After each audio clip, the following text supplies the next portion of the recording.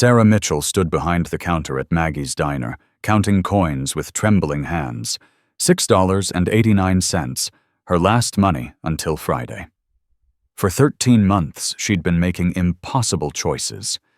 Emma's insulin or the electric bill, rent or food, survival or dignity.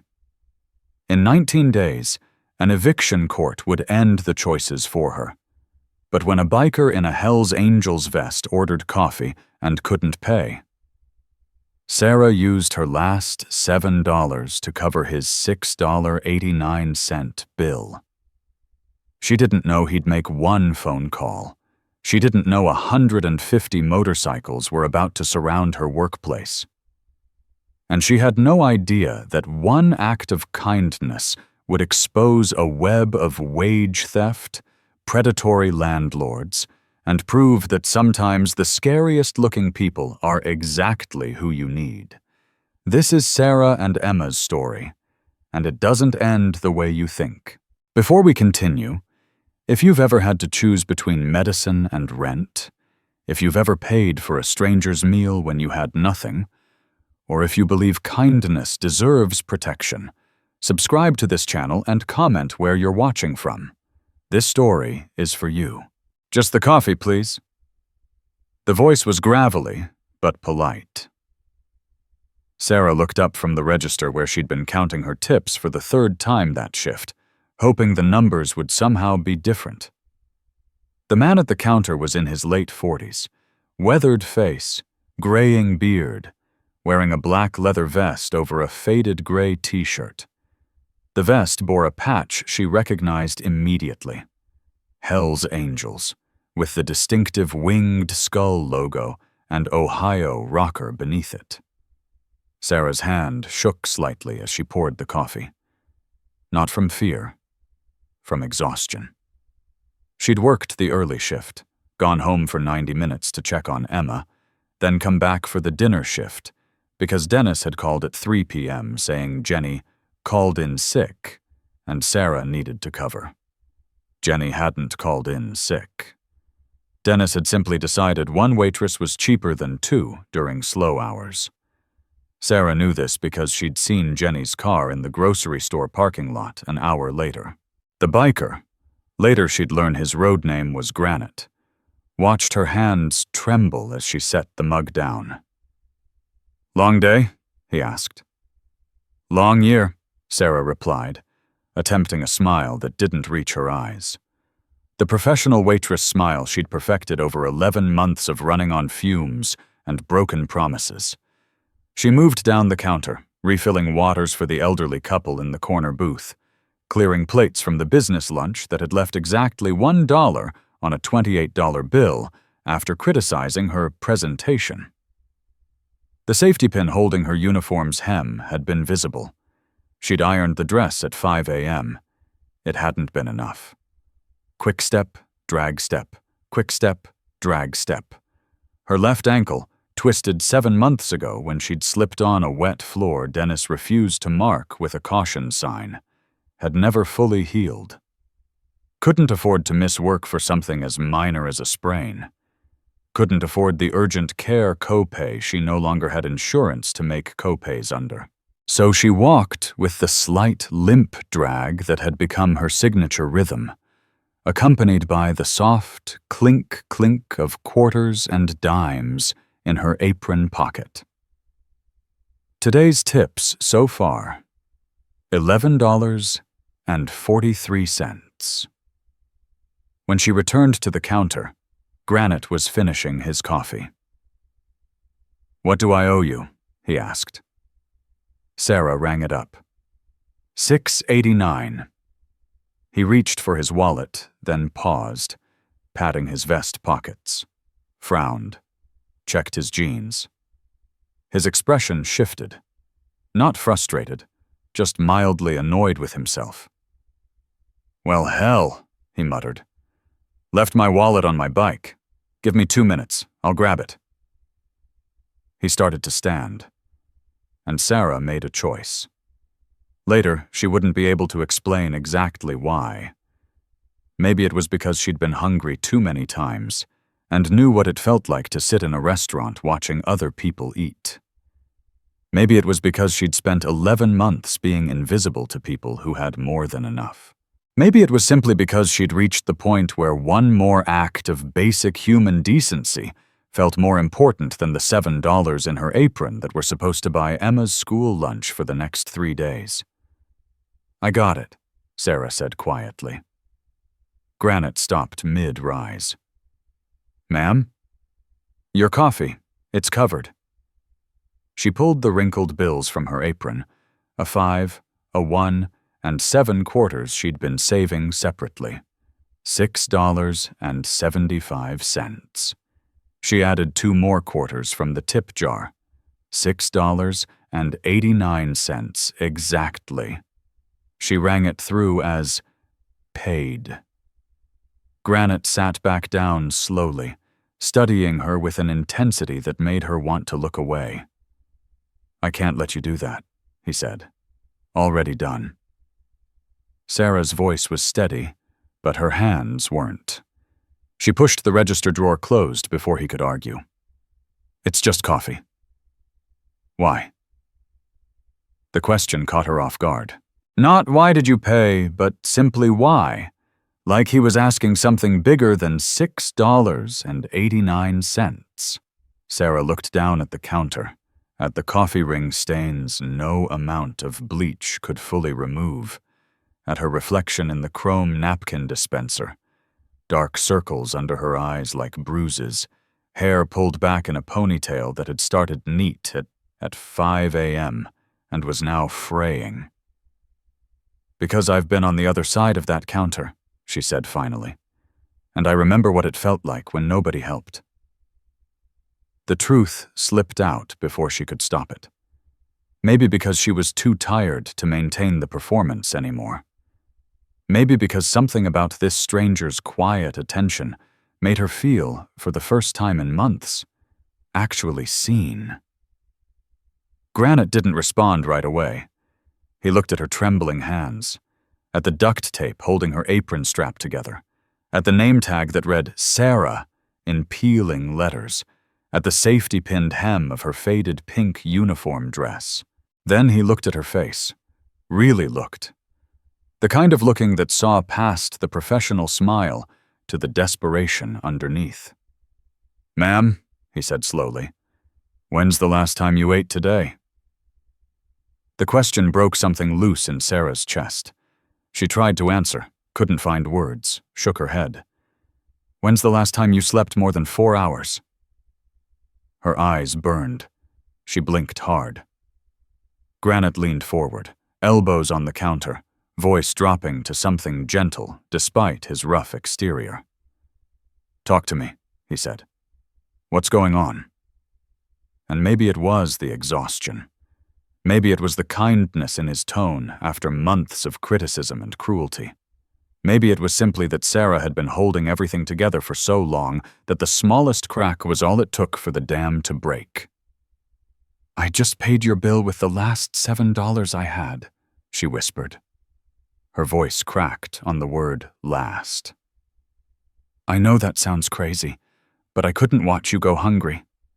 I've been hungry. I know what it feels like." She glanced toward the door, checking for Dennis. He was in the back office, probably on the phone placing bets on college football games using the money he'd skimmed from the register that week. "I'm 2 months behind on rent," Sarah continued, words tumbling out faster now, like once she broke the seal she couldn't stop. "Evictions in 13 days. My daughter needs insulin I can't afford. I'm not asking for anything. I needed to do one good thing today, before everything falls apart." Granite didn't interrupt, didn't offer empty platitudes, just listened with the kind of patient attention that made Sarah feel like her words actually mattered. She kept talking. "My boss has been stealing from me for 11 months. Pays me below minimum wage, $9.25 an hour when Ohio minimum is $10.45. Makes me work off the clock so he doesn't have to pay overtime. Lies about my tips to the IRS and pockets the tax difference. I make $1,900 a month on paper, but only get $1,300 after he takes his cut." Her hands were shaking harder now, gripping the counter edge. My landlord won't fix the heat. Our furnace broke 11 days ago. He said space heaters work fine when I called. Emma's bedroom is 52 degrees at night. She's 8 years old and she's diabetic, and she's sleeping in a coat because her slumlord won't do basic repairs, but he'll file eviction for being 1 day late on rent. Sarah's voice dropped to barely above a whisper. The state says I make too much for help, $43 too much, but not enough to actually live. Emma is rationing insulin, using 2/3 of what she needs because I can't afford $387 a vial 3 times a month. Her doctor says she's got maybe 3 weeks before her organs start failing. She finally looked up, meeting Granite's eyes. You probably think I'm stupid, giving away money I don't have, but I spent 11 months watching people walk by kids who needed help, church ladies who'd rather lecture than feed someone, business owners who'd rather buy new trucks than pay their workers fairly. I'm not gonna be like them. Her voice strengthened. Even if it costs me everything. Even if I lose my daughter to the state for neglect because I can't afford medicine. At least I'll know I tried to be decent. She looked at his patch, the skull and wings, the letters spelling Hell's Angels. I know what people say about guys like you, Sarah added quietly, but you've been nothing but polite to me, which is more than I can say for most of the people who've sat at this counter today. Silence settled between them. Outside, a semi-truck rumbled past on Route 33. Inside the diner, the elderly couple finished their meal in the corner booth, oblivious to the conversation happening 10 feet away. The fluorescent lights buzzed overhead, the sound Sarah had learned to tune out, but now seemed deafening.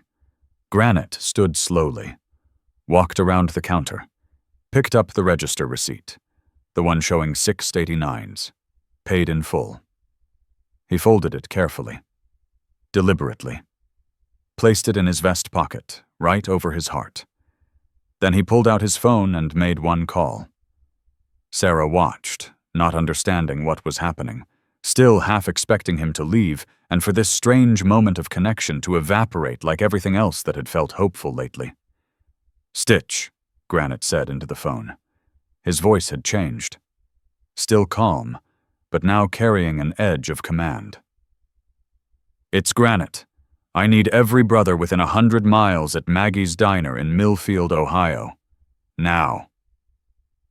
A pause. How many you got available? Another pause. Granite's eyes never left Sarah's face. Good. Bring all 150. And bring Ledger. We're about to ruin a businessman's whole year. He ended the call. 3 sentences, maybe 45 seconds total. That was it. Then he looked at Sarah and said the words that would change everything. You just fed one of us when you had nothing. That makes you family, and family doesn't get left to freeze. Sarah's knees went weak. I don't understand. You don't have to. Not yet. Granite pulled out a different phone. This one looked older, more basic. He handed it to her. I need you to write down everything you just told me. Your boss's name, your landlord's name, the exact amounts they've stolen or charged, Emma's doctor's information, every detail you can remember. Why? Because in about 90 minutes, 150 of my brothers are going to roll into this town. And when we move with precision. That means we need facts, not just fury. He glanced toward the back office where Dennis remained oblivious. Does your boss have cameras in here? No, he's too cheap for security systems. Good, that gives us time. Granite gestured to a booth. Sit down. Eat something. You're gonna need your strength for what comes next. I can't. I'm on shift until… Sarah. The way he said her name, gentle but absolute, stopped her protest. You just told me your boss has been stealing from you for 11 months. You just told me your daughter is rationing insulin. You just used your last $7 to feed a stranger." He pulled out his own wallet now, extracted a 20. "This is not a loan. This is not charity. This is a down payment on what's owed to you. Now sit. Eat. Write everything down. And trust me when I say, things are about to change." Sarah's hands shook as she took the 20. The first time in 11 months someone had given her something without conditions attached. As she slid into the booth, pulling out the order pad from her apron to start writing, she heard the first rumble in the distance. Low at first, like thunder on the horizon. But it wasn't thunder. It was engines. Dozens of them. And they were getting closer. If you believe kindness deserves protection and greed deserves consequences, comment justice and subscribe, because what happens in the next 90 minutes will prove that family isn't always blood, and heroes don't always look the way you expect. The call Granite made reached Stitch at the Hells Angels Clubhouse in Cincinnati, 87 miles southwest of Millfield, at exactly 3:14 p.m. Stitch, whose real name was Marcus Webb, but whose road name came from 20 years as an Army combat medic stitching up soldiers in the worst places on Earth, was in the garage working on a carburetor when his phone buzzed. He wiped grease from his hands and answered on the second ring. "Stitch. It's Granite. I need every brother within 100 miles at Maggie's Diner in Millfield, Ohio. Now." Stitch didn't ask why first. That wasn't how it worked. When a brother called for mobilization, you moved first and got details while rolling. "How many you got available?" Stitch did the mental calculation instantly. Cincinnati chapter had 43 active members. Columbus chapter could pull 38 on short notice. Cleveland another 42. Dayton had 27 available midweek. 150, give or take. "Good. Bring all 150. And bring ledger. We're about to ruin a businessman's whole year." The line went dead. Stitch stood motionless for exactly 3 seconds. The same 3 seconds he used to take in field hospitals before triaging casualties. Priority assessment. Resource allocation. Immediate action. Then he walked into the main clubhouse and said 2 words. Full mobilization. You might think 150 bikers being called to action would result in chaos. Shouting, engines roaring, people scrambling. That's what movies show. That's what people who've never been part of a brotherhood imagine. The reality was different. The reality was 27 men in the Cincinnati clubhouse standing up simultaneously. Leather vests pulled on with practiced efficiency. Phones out, texting other chapters with 3-letter codes. Bikes rolling out of the garage in disciplined formation within 8 minutes. No grandstanding, no speeches, just muscle memory and trust built over years of riding together. Within 15 minutes, the message had spread through the Ohio network. Columbus chapter was rolling. Cleveland chapter was mounting up. Dayton chapter had already hit Route 75 northbound. And at the center of it all, in a diner 87 miles away, Sarah Mitchell sat in a booth with a $20 bill in one hand and an order pad in the other, writing down everything that had been done to her and her daughter. She wrote, Dennis William Pritchard, owner, Maggie's Diner. Pays $9.25 HR. Minimum is $10.45 ons. Makes me clock out after 8 hours, but keep working to avoid overtime, 27 hours week unpaid. Underreports my tips to IRS. Pockets the tax difference. Total stolen this year, approximately $16,768. Warren Jeffrey Caldwell, Caldwell Properties LLC, landlord. Rent went from $875 a month, 2023, to $1,125 a month, 2025.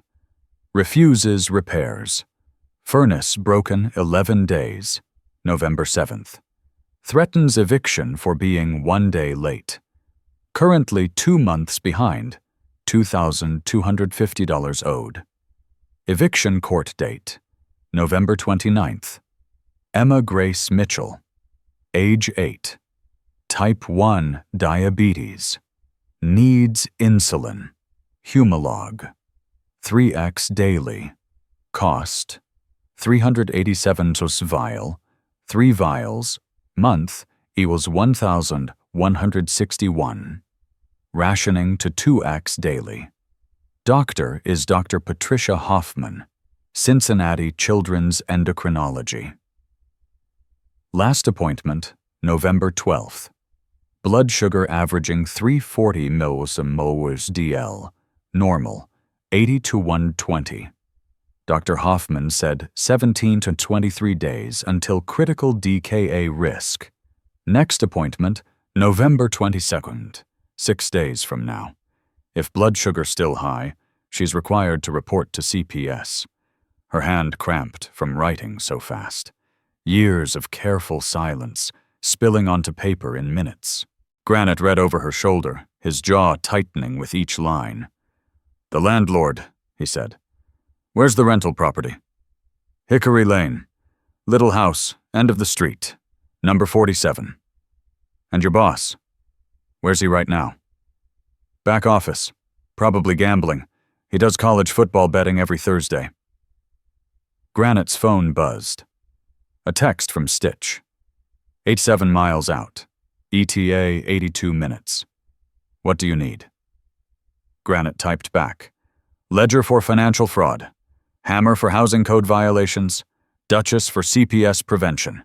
Preacher for moral backup. And everyone else to make sure this town remembers today." 3 seconds later.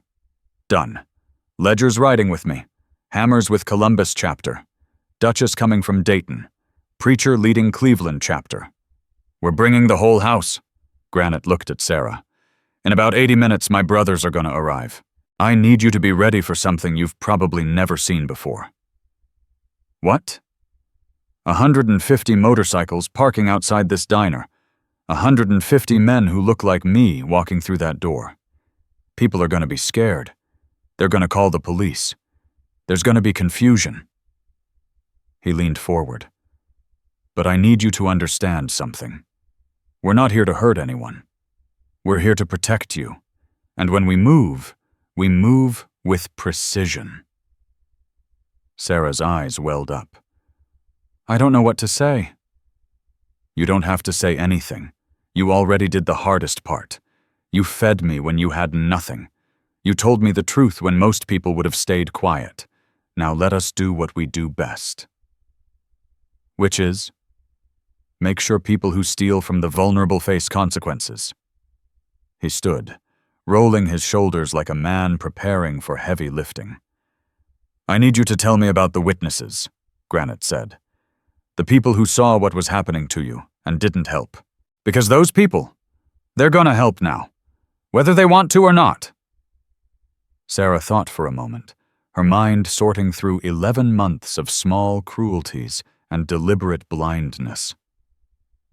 "Linda Hofstetter," she said finally. 50s.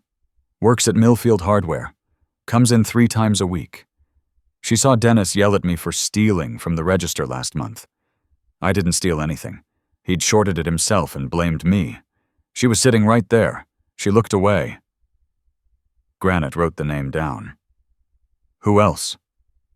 "Reverend Paul Whitmore, Millfield Community Church. I asked the church for help with Emma's insulin 7 months ago. He told me to pray about it and trust God's plan. Never offered any actual help. I found out later the church has $47,000 in a benevolence fund they don't use." Granite's expression hardened. "A preacher who hoards money while kids ration medicine. Perfect. Who else?" "Margaret Chen, county social worker.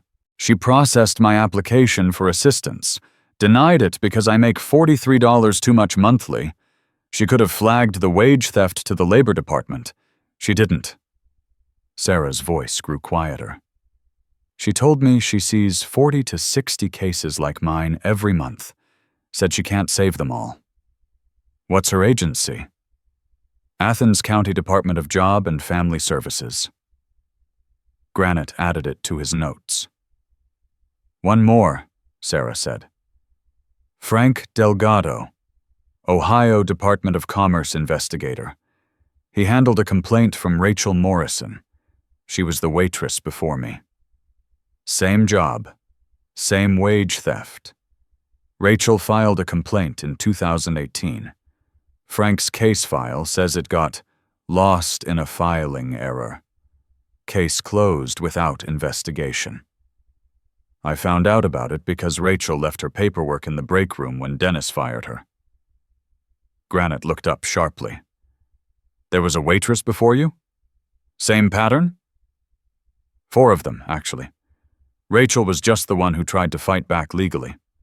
All single moms, all paid below minimum, all fired when they asked for fair treatment. That's not wage theft, Granite said slowly. That's a system, a hunting pattern. His phone buzzed again. Another text from Stitch. Got Ledger running preliminary search on Dennis William Pritchard while we ride. Already found interesting stuff. Your boss has a gambling problem worse than you thought. Down $47K this year. And he bought a $58K truck in cash August 2025. Math isn't mathing. Granite showed Sarah the text. That's my money, she whispered. That's all of our money. The money he stole from me and Rachel and the others. He used it to buy a truck. Not anymore, he didn't. Granite's voice was cold now. Not angry cold. Calculated cold. The kind of cold that precedes surgical precision. Because by the time Ledger's done with him, every dollar is going to be accounted for. And every dollar he stole is going to come back to you. Sarah shook her head. That's not possible. The system doesn't work that way. You're right, Granite said. The system doesn't. But we're not the system. Outside, the rumble was growing louder. No longer distant thunder. Now a rolling wave of sound that made the windows rattle slightly in their frames. The elderly couple in the corner booth looked up, confused. Dennis emerged from his back office, frowning. What the hell is that noise? Granite smiled.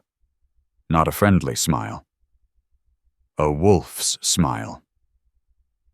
That, he said, is 150 men who are very interested in meeting you, Dennis. Dennis's face went pale. How do you know my name? I know a lot about you now. I know you've been stealing from your employees for 8 years. I know you've got a gambling debt you've been covering with wage theft. I know you bought a $58,000 truck with money that didn't come from legitimate business income. Dennis's eyes flicked to Sarah, then back to Granite. I don't know what she told you, but save it! Granite's voice cut through the excuse like a blade. You'll get your chance to explain. In about 7 minutes, when my chapter president walks through that door with a forensic accountant who used to work for the IRS. You're going to want to have your books ready. The rumble outside crescendoed into a roar. Not chaos. Symphony. 150 engines cutting off in coordinated silence. Then the sound of boots on pavement, leather and chrome and men who'd ridden 87 miles in 82 minutes because one of their own had called. The door opened. Stitch walked in first. 58 years old, gray beard, calm eyes that had seen too much death to be impressed by much living. Behind him came Ledger, balding, wire-rimmed glasses, carrying a leather-bound ledger book that looked like it belonged in a courthouse. Then Hammer, massive at 6'4", arms like tree trunks. Then Duchess, Gray hair cropped short, leather vest over a black t-shirt. Eyes sharp as surgical steel. Then Preacher, oldest of them all at 67, white beard and kind eyes that had once stood in pulpits before he'd walked away from institutional religion for its hypocrisy. And behind them, filling the diner, spilling out onto the sidewalk, lining the parking lot in perfect formation, 145 more. Sarah stood slowly, not from fear, but from awe. Stitch walked directly to her, extended his hand. "Ma'am," he said quietly, "I'm Stitch. I understand your daughter needs insulin." Sarah nodded, unable to speak. "Not anymore, she doesn't." Stitch pulled out his phone, showed her a text chain. "I've got connections at the VA medical network. Insulin manufacturers donate surplus to veteran hospitals for redistribution. I just arranged for a 6-month supply to be delivered to Dr. Hoffman's office by tomorrow morning. No cost, no paperwork, no insurance needed." Sarah's knees buckled. Granite caught her elbow. "But the other problems," Stitch continued, "those are going to take a little more work, which is why we brought specialists." He gestured to the team behind him. "Ledger here used to hunt tax fraud for the federal government. He's going to examine your boss's books with the kind of attention that makes accountants sweat. Hammer's a licensed home inspector. He's heading to your rental right now to document every code violation your landlord's been ignoring. Duchess specializes in family law and CPS cases. She's going to make sure nobody takes Emma from you over medical neglect you couldn't prevent. And Preacher," Stitch smiled slightly, "well, Preacher's going to have a conversation with Reverend Whitmore about what benevolence fund actually means." Dennis had backed up against the counter, face ashen. Ledger approached him like a predator approaching prey. "Mr. Pritchard," Ledger said mildly, adjusting his wire-rimmed glasses. "I'm going to need to see your employee payroll records, your tip reporting documents, your business expense ledgers, and your tax filings for the past 8 years. You can provide them voluntarily, or I can make one phone call to the IRS hotline for reporting wage theft and let federal investigators subpoena them. Your choice." Dennis's mouth opened, closed. No sound came out.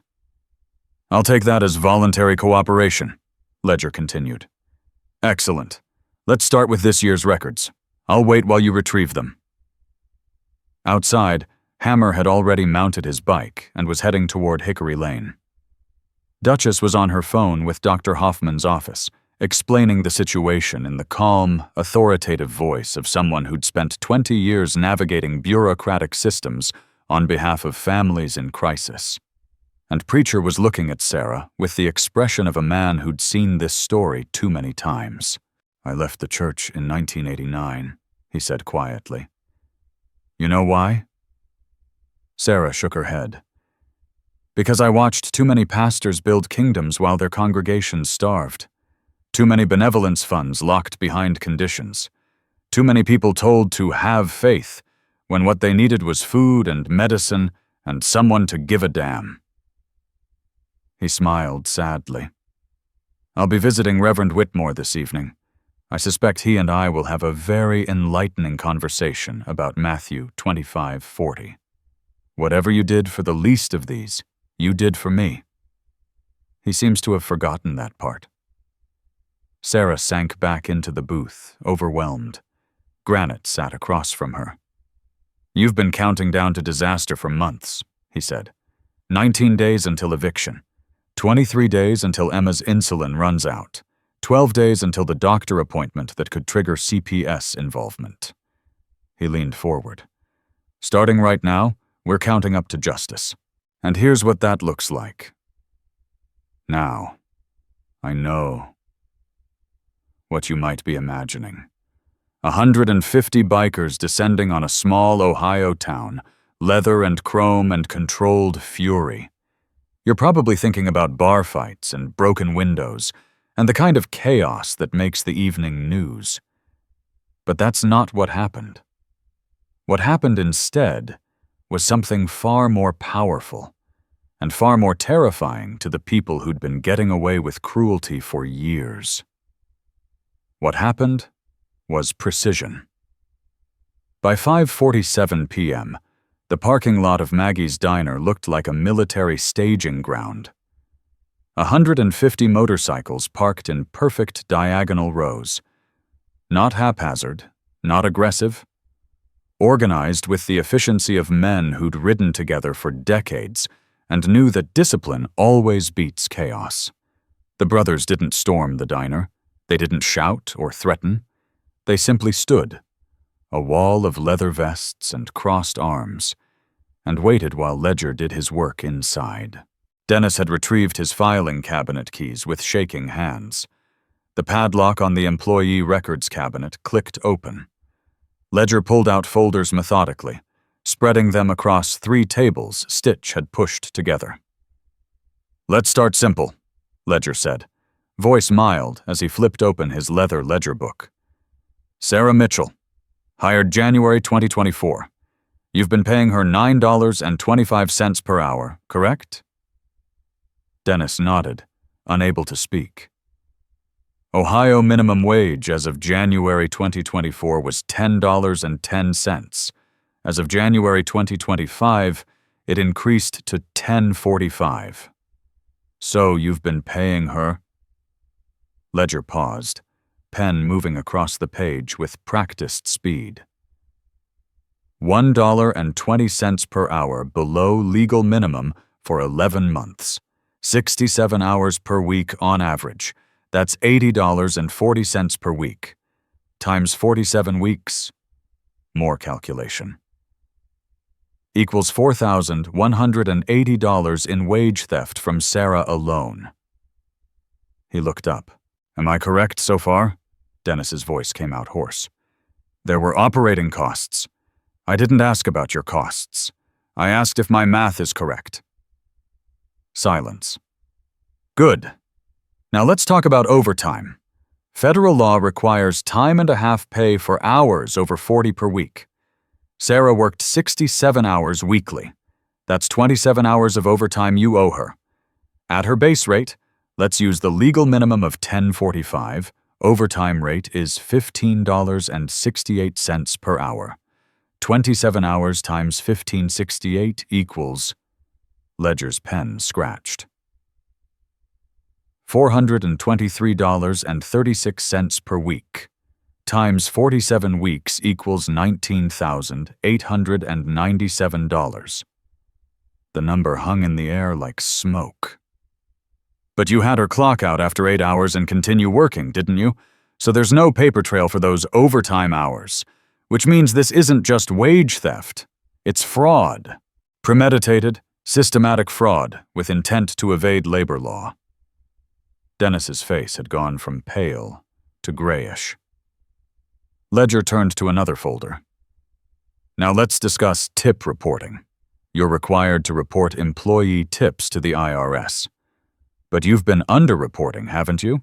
Because you take a percentage as processing fees that don't legally exist." He ran his finger down a column of numbers.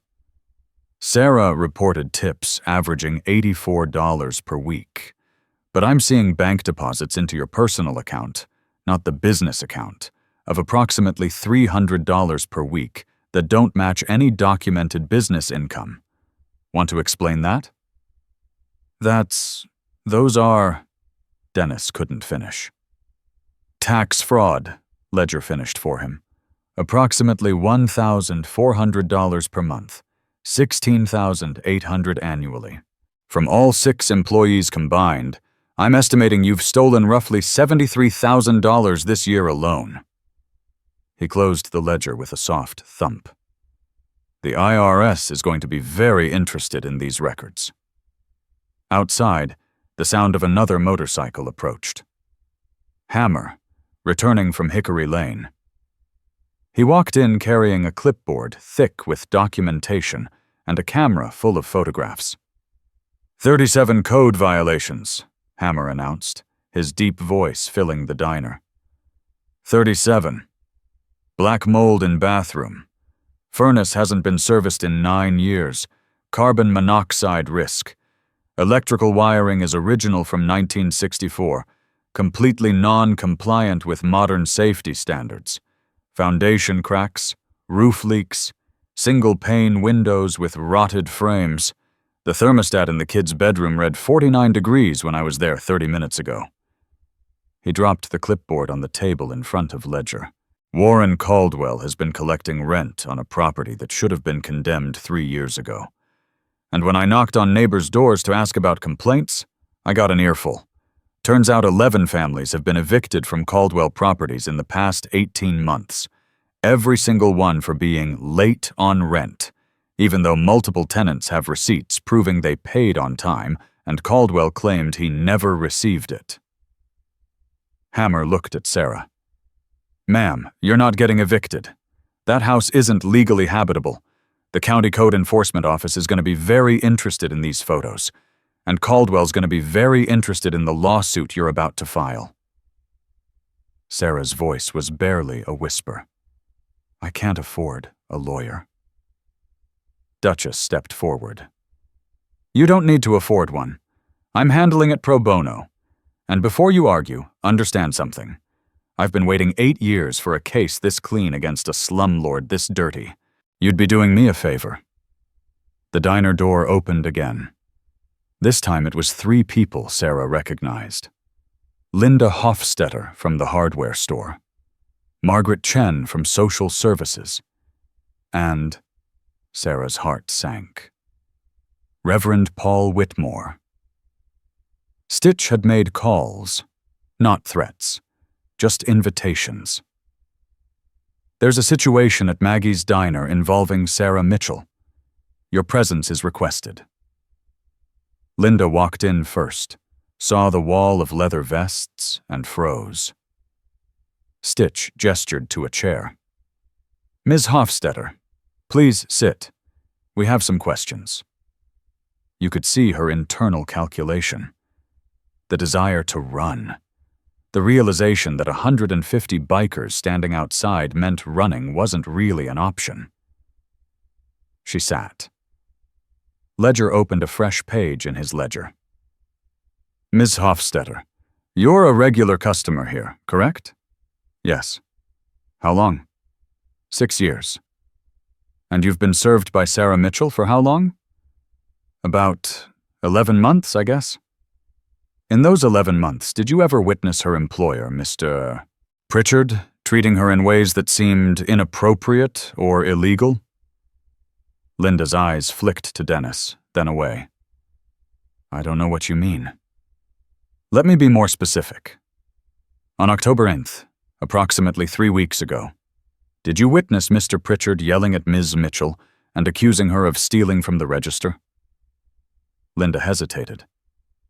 "I may have seen something like that." "You may have."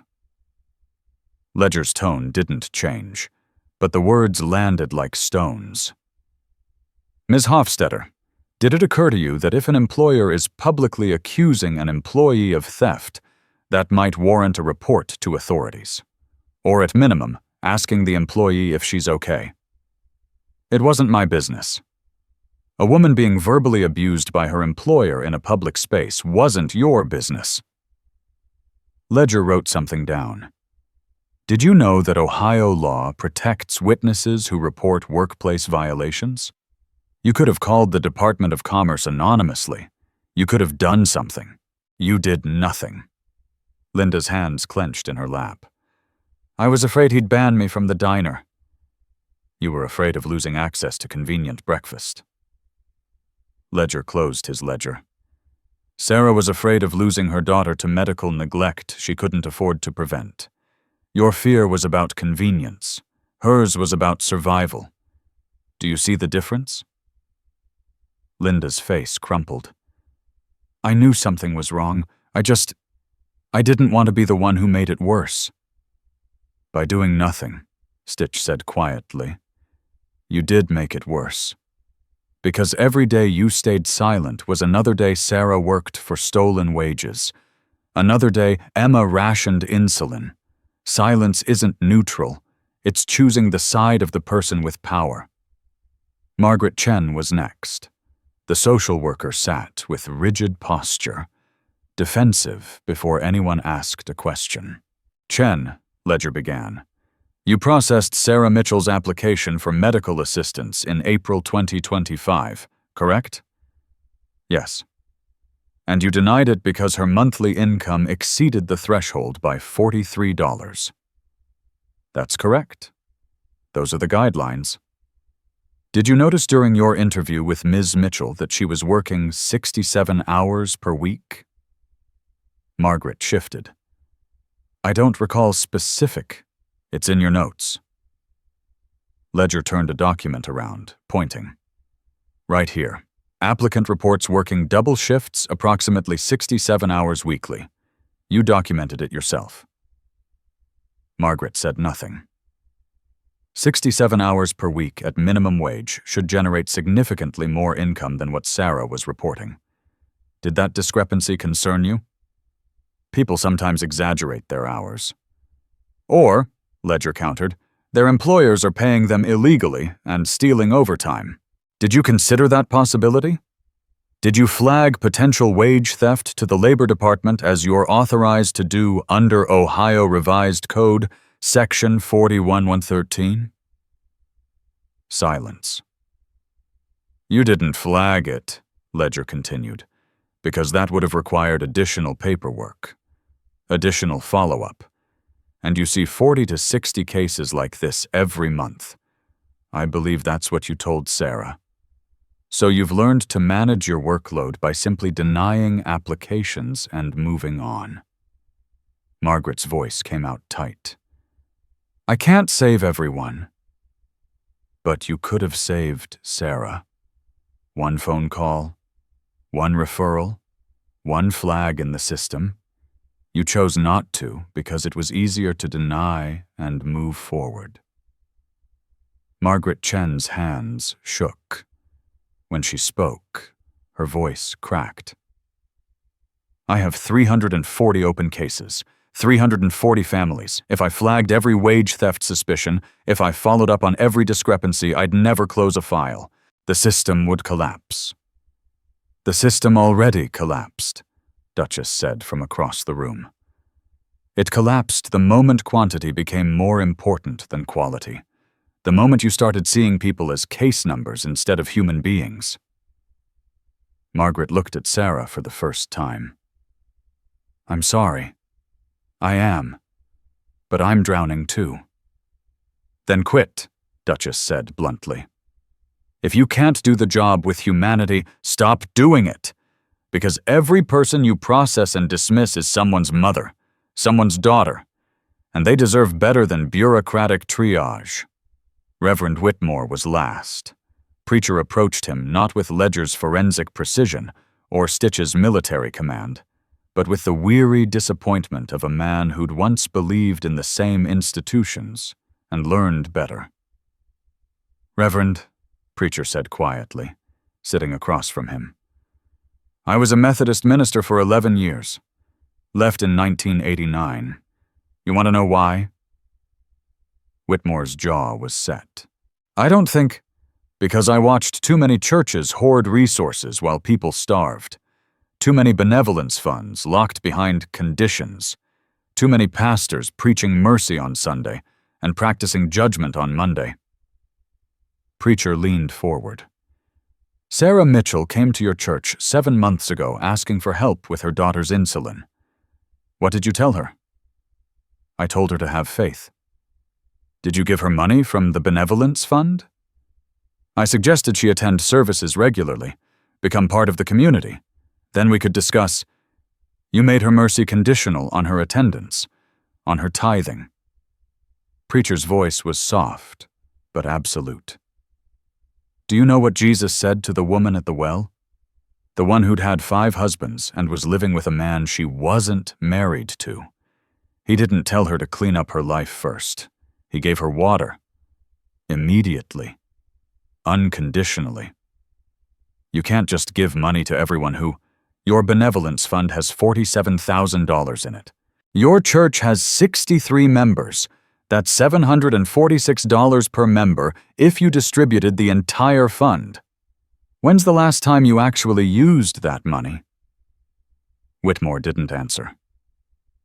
Matthew 25:40, preacher continued. Whatever you did for the least of these, you did for me. Not whatever you did after they proved they were worthy. Not whatever you did after they tithed. Just whatever you did. Sarah's daughter was rationing insulin. You had the money to help. You chose not to. The church has operational costs. The church has become a business. Preacher stood. And you've forgotten that the building isn't the church. The people are. When you let Sarah walk out of your office empty-handed, you failed your most basic calling. Whitmore's face had gone red. You have no right to lecture me about— I have every right, preacher said quietly. Because I lived your life. I made your choices. And I had to live with the knowledge that I'd chosen institutional preservation over human lives. You still have time to make different choices. Use that benevolence fund. Today. Now.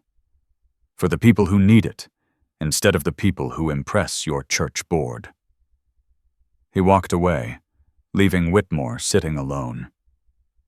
The testimonies were complete, the evidence gathered, the witnesses confronted. Now came the question that had been building for 3 hours. What to do about Dennis Pritchard? Stitch pulled out his phone, made one call. Millfield Police Department? This is Marcus Webb. I'm calling to report evidence of systematic wage theft, tax fraud, and labor law violations at Maggie's Diner, 447 Route 33. I have documentation, and I have witnesses. I need officers on site now. He listened. I understand you're concerned about the motorcycles in the parking lot. We're not here to cause trouble. We're here to ensure justice happens. Your officers can come do their job safely. We're not going anywhere until they do. 23 minutes later, 2 Millfield police cruisers pulled up. Officers Henderson and Martinez stepped out cautiously, hands near their belts, surveying the 150 bikers standing in absolute silence. Stitch approached slowly, hands visible, posture non-threatening. Officers, thank you for coming. We have evidence of multiple felonies. We'd like to turn that evidence over to you and request you make an arrest. Officer Henderson looked past Stitch at the crowd. What's the Hells Angels' interest in this? One of our own had coffee here. Met the victim. We don't tolerate people who prey on the vulnerable. The law is supposed to protect people like Sarah Mitchell. When it doesn't, we step in to make sure it does. By intimidation? By illumination, Stitch corrected. We brought a forensic accountant, a home inspector, and a family law specialist. We documented everything. We gathered testimony. We did the legwork your department should have done months ago when complaints were filed. Now we're handing you a case so airtight you'd have to work hard to lose it in court. Officer Martinez looked through the documentation Ledger provided. His eyebrows rose higher with each page. This is comprehensive. We don't do anything halfway. Henderson radioed for backup. Within 15 minutes, 2 more cruisers arrived. Dennis Pritchard was arrested at 8:34 p.m. on November 16, 2025. Not in a dramatic confrontation. Not with violence or resistance. He was sitting in his office, eating a sandwich, when the officers walked in. White bread, ham, yellow mustard visible at the corners of his mouth. He looked up, confused, annoyed at the interruption. Like a man whose normal routine was being inconvenienced. The same hands that had signed paycheck after paycheck for stolen wages were now being pulled behind his back, cuffed, Dennis William Pritchard, you're under arrest for wage theft, tax fraud, and violation of federal labor law. You have the right to remain silent." The words washed over him as officers led him past the tables, past Ledger's evidence, past Sarah standing near the counter. Dennis looked at her once. Not apologetic, not defiant, just blank. Like he genuinely didn't understand what he'd done wrong. That was somehow worse than malice. Evil didn't always cackle.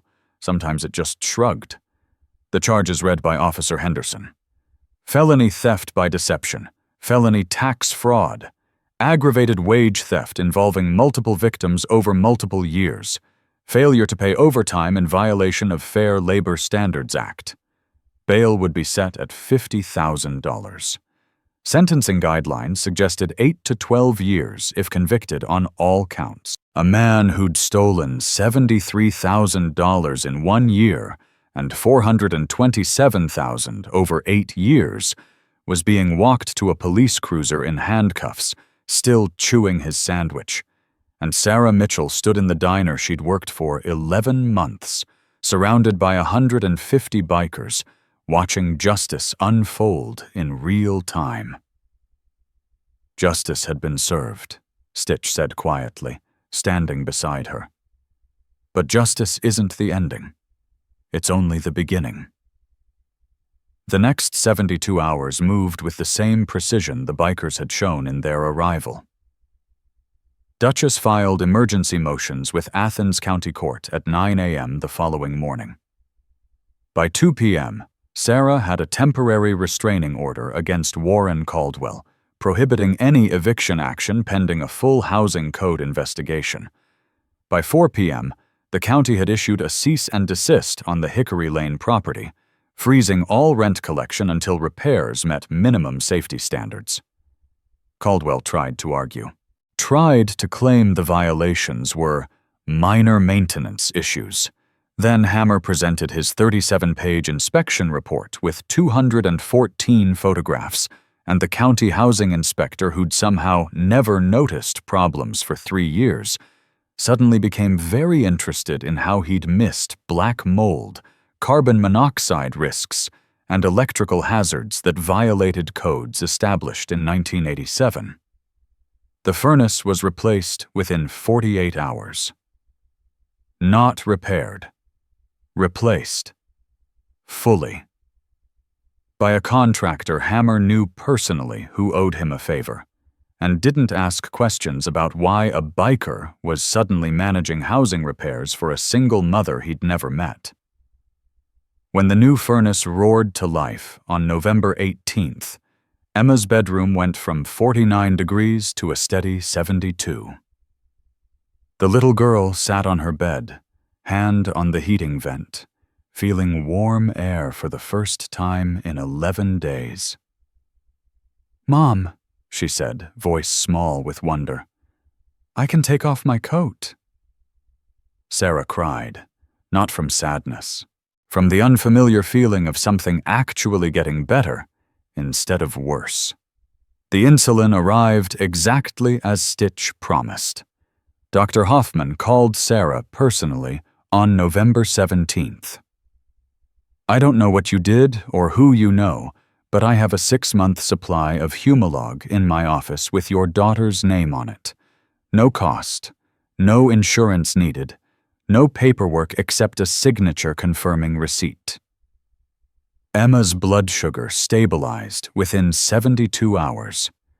The constant thirst stopped. The exhaustion lifted.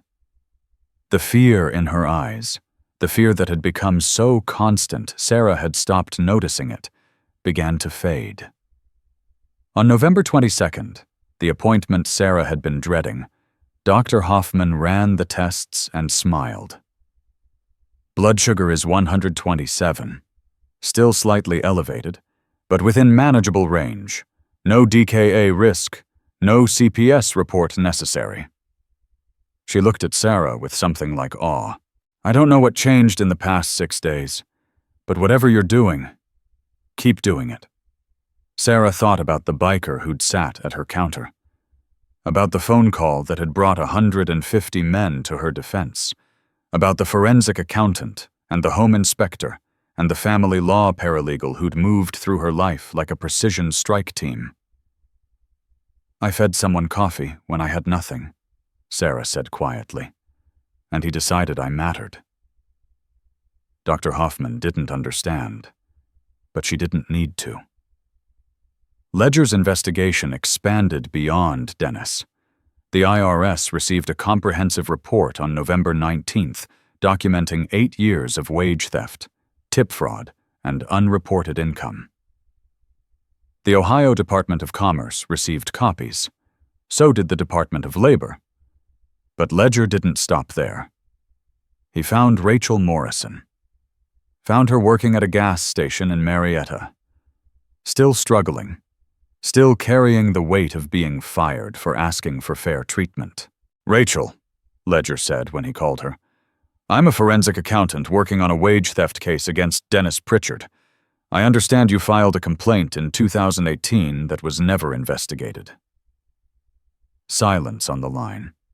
Then, "Who are you?" "Someone who believes you deserved justice then, and you deserve restitution now. I have documentation showing Dennis stole approximately $17,000 from you during your employment. I'm building a class action case. Are you interested in being a plaintiff?" Rachel's voice cracked. "I tried to fight. Nobody listened. I'm listening now, and I'm bringing the kind of attention that makes people listen." Within 2 weeks, Ledger had located all 6 former waitresses. All 6 joined the lawsuit. The total amount stolen: $143,000 across 8 years. Dennis's $58,000 truck was seized as proceeds of fraud on November 24th. His vacation cabin in Tennessee was placed under lien. His bank accounts were frozen pending restitution hearings.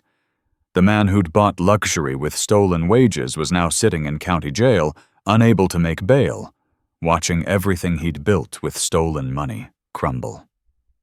Preacher visited Reverend Whitmore 3 times. The first visit was confrontation. The second was conversation. The third was collaboration. On December 1st, the day Sarah's rent would have been due, the day the sheriff would have executed eviction, Millfield Community Church made an announcement during Sunday service. The benevolence fund would be restructured. No more attendance requirements. No more tithing expectations. Just help for people who needed it, given freely the way mercy was supposed to work. The first recipient, Sarah Mitchell, 3 months of rent, paid directly to a new landlord for a new apartment with functioning heat, updated electrical, and a lease that didn't threaten eviction for being 1 day late. Reverend Whitmore made the announcement with a humility that seemed genuine. "I was taught," he said from the pulpit, "that resources must be protected, that help must be earned. I was wrong. A man who no longer calls himself reverend taught me that mercy isn't a transaction. It's a gift, and we've been hoarding gifts that were meant to be given." In the congregation, preacher sat in the back row, gray beard and leather vest standing out among the Sunday suits. He nodded once. Not approval. Acknowledgement. A beginning. The brothers didn't leave immediately. For 2 weeks they stayed involved in small ways that added up to everything. Hammer helped Sarah move to the new apartment, carried boxes, assembled Emma's bed, fixed a leaky faucet the landlord had been meaning to get to, showed Sarah where the circuit breaker was and how to reset it if needed. "You call me if anything breaks," he said, handing her his number. "And I mean anything. Light switch stops working, toilet runs, door sticks. You're not bothering me. You're family now." Duchess walked Sarah through the legal process, explained every form, attended every hearing, made sure Sarah understood her rights and how to protect them. "The system is designed to be confusing," Duchess said. "It keeps people from fighting back. But now you know how it works, and knowledge is the only real power. Stitch arranged follow-up medical care, made sure Emma's insulin supply would continue through the VA network indefinitely, connected Sarah with a sliding scale insurance program through a veterans advocacy group. "We take care of our own," he said. "And our own means anyone a brother vouches for. Granite vouched for you. That makes you permanent family." Ledger helped Sarah understand the restitution process, explained that Dennis's assets would be liquidated and distributed among the victims, showed her how to track the case through court records. "It won't happen overnight," he warned. "Legal processes take time. But every dollar he stole is documented. Every dollar will come back. Maybe not all at once. Maybe not for months. But it will come back." And Granite, the man who'd started everything with one phone call, visited Sarah on December 15th, exactly 1 month after that Thursday afternoon in the diner. He brought Emma a small gift, a stuffed animal, a golden retriever dog with soft fur and a red collar. "Every kid should have something to hold on to when things get scary," he said, "even when things aren't scary anymore." Emma hugged the dog tight. "What's his name?" "Whatever you want to name him." Emma thought for a moment. "Granite, like you." The man with the gravelly voice and the weathered face smiled. Not the wolf smile from when he'd confronted Dennis. A real smile. Gentle and a little bit surprised. "I'd be honored," he said. He turned to Sarah. "You doing okay?" "I'm doing better than okay." Sarah's voice was steady now, not the trembling whisper from a month ago. "I'm doing things I didn't think were possible. Working at a new diner where they pay minimum wage, actual legal minimum wage. Emma's healthy. We have heat. We have a future." She paused. "I don't know how to thank you." "You already did. You fed me when you had nothing. That's worth more than you know." He pulled out the receipt from his vest pocket, the one Sarah had paid with her last $7, still folded carefully, still carried over his heart. "I'm keeping this," Granite said. "Going to mount it at the clubhouse with a plaque, so every brother who walks in remembers what we're actually about. Protecting people like you. That's the mission. Everything else is just riding." Sarah's eyes filled. "I was so alone." "You're not alone anymore. You ever need anything. Ever. You have 150 brothers 1 phone call away. That doesn't expire. That's permanent." He left quietly, the same way he'd arrived. A stranger who'd become family in the span of a single conversation. 6 months is both forever and no time at all when you're rebuilding a life. By May 2026, Sarah Mitchell had saved enough for a security deposit on a small house with a fenced yard. Emma had made honor roll 3 semesters in a row. The stuffed golden retriever named Granite sat on her bed, slightly worn from being carried everywhere, loved in the way children love the things that remind them they're safe.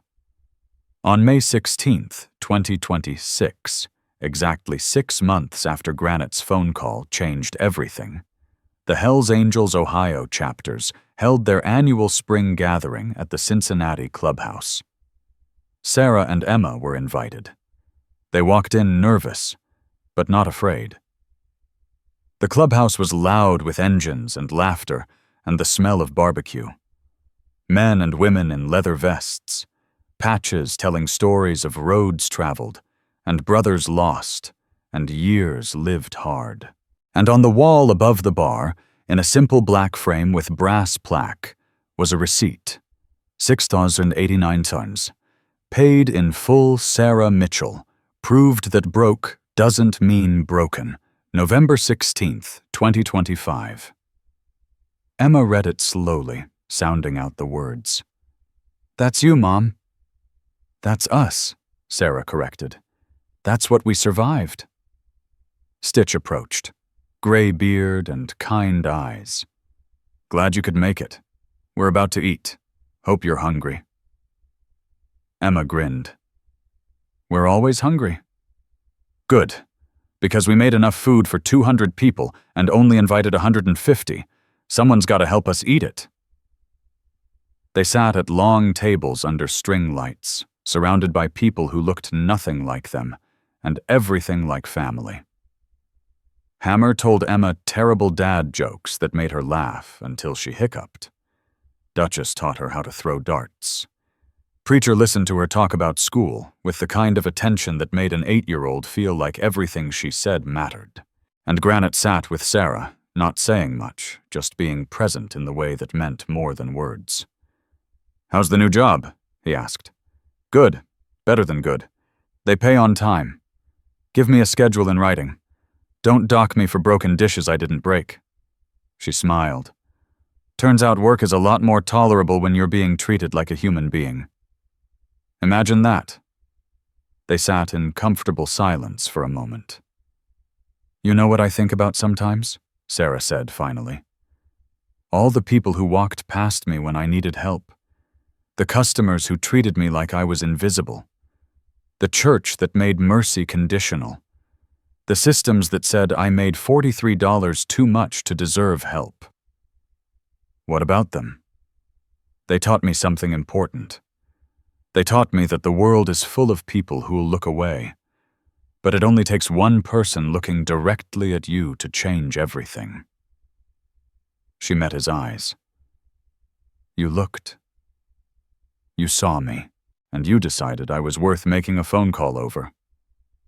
You fed me when you had nothing, Granite said. That told me everything I needed to know about your character.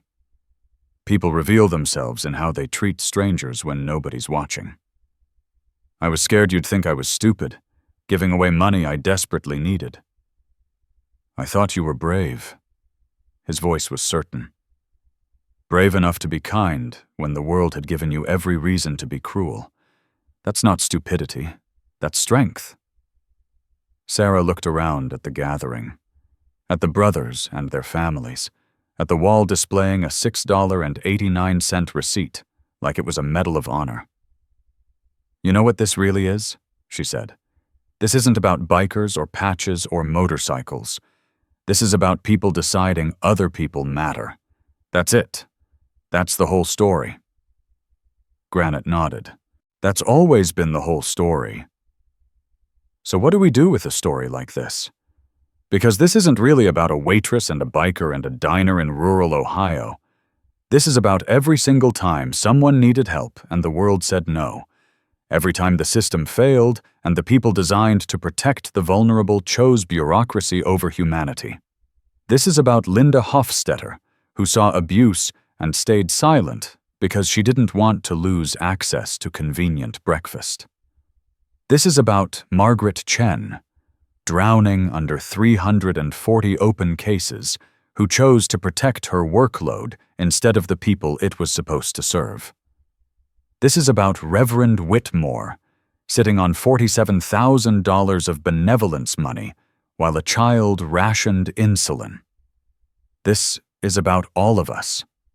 Every time we see something wrong and decide it's not our business, every time we convince ourselves that someone else will handle it, every time we choose comfort over courage. But it's also about Granite, about a man who could have walked away, who could have assumed Sarah was running a scam or exaggerating her problems. Instead, he listened. He believed her. He made one phone call. One phone call brought 150 people. You don't need 150 motorcycles to change someone's story. You don't need leather vests or forensic accounting skills or home inspection licenses. You just need to look when everyone else is looking away. You need to ask, what's going on when someone's hands are shaking? You need to believe people when they tell you they're drowning. You need to make the phone call. File the report. Ask the uncomfortable question. Be the person who doesn't walk past suffering because it's inconvenient. If you've ever been Sarah, working yourself to exhaustion while the math refused to add up, watching systems fail you repeatedly, choosing kindness anyway because cruelty isn't who you are, this story is for you. You're not alone. There are people who see you, and you're stronger than the world wants you to believe. If you've ever been Granite, someone who saw suffering and decided to act instead of walk away, thank you. The world needs more people who make phone calls when it would be easier to stay silent. And if you've ever been Linda or Margaret or Reverend Whitmore, and we've all been them at some point, we've all chosen comfort over courage, you still have time. You can still choose to look instead of look away. You can still be the person who files the report, makes the donation, asks the question that might save someone's life. The system didn't save Sarah. The government didn't save Sarah. The church didn't save Sarah. One stranger who paid attention saved Sarah. And then 150 more strangers decided she was worth protecting. That's the power we all have, not the power to fix everything, but the power to see one person, to take one action, to make one phone call that might change everything. Sarah still works as a waitress. Emma still manages her diabetes with the same daily discipline. Life didn't become perfect, but it became survivable, livable, sometimes even joyful. And in Sarah's new apartment, tucked into Emma's bedside table drawer, is a phone number, Granite's number, with a note in his handwriting. You're never alone. One call. That's all it takes. We'll always come. Emma has never needed to call it, but knowing it's there makes the dark nights less dark, makes the scary moments less scary, makes the world feel like maybe, just maybe, it has more Granites than Dennises. More people willing to look than willing to look away. If this story moved you, if it reminded you that broken doesn't mean worthless, that kindness is never wasted, that ordinary people can change lives with extraordinary attention, then do 3 things. Subscribe, Gentle Bikers. Because we tell stories about the people society overlooks, the vulnerable, the struggling, the ones who need protecting. And we tell stories about the unexpected protectors who show up. Comment, I see you, if you promise to be the person who looks when others look away. If you promise to make the phone call. Ask the question. Take the action that might save someone who's drowning. Share this video with someone who needs to know they're not alone. Someone who's working 3 jobs and still can't make rent. Someone who's rationing medicine. Someone who's been told by the system that they make too much for help, but not enough to survive. Tell them their story matters. Tell them people care. Tell them to keep being kind, even when the world is cruel. Because Sarah paid for Granite's coffee with her last $7. And that one act of kindness, that one choice to feed a stranger when she had nothing, brought 150 people to her defense. Quick step, drag step, quick step, drag step. That's the sound Sarah used to make. The limp drag rhythm of exhaustion. The soundtrack of someone working herself to death while the world walked past. Now when Emma walks, healthy, warm, safe, her footsteps are steady, even, confident, the sound of a child who has a future. And that's the sound worth fighting for.